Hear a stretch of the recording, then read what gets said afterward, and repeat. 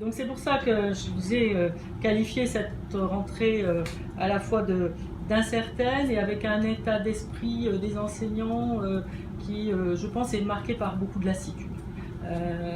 Beaucoup de lassitude devant l'empilement des réformes. Rien n'est calé, que ce soit sur l'accompagnement, que ce soit sur les EPI, sur la participation aux différents conseils. Et puis en lycée, on a eu des effectifs qui ont été sous-évalués. On aura dans les lycées publics 42 000 élèves de plus à la rentrée, avec des élèves dont on ne sait pas s'ils vont redoubler, pas redoubler. Donc personne ne sait exactement quelle sera la composition des classes et quel type d'élèves sera devant les enseignants.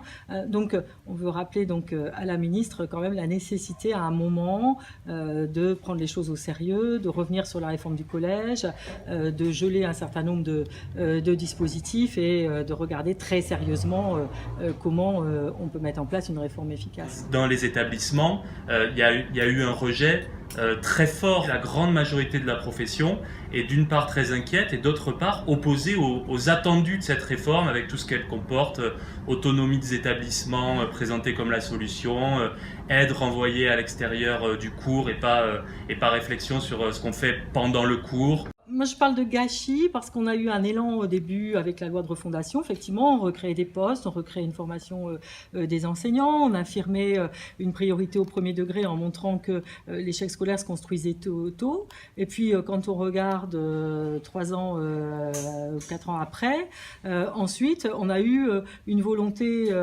avec Najat Vallaud-Belkacem d'accélérer les choses, d'imprimer sa marque, donc de faire une réforme du collège complète très très vite, sans regarder la faisabilité d'un certain nombre de dispositifs. Sur les postes, on sait aussi que on est toujours dans déficit de recrutement, donc de toute façon, nous n'atteindrons pas la promesse des 54 000 pour l'enseignement scolaire, 60 000 pour le supérieur enseignement agricole.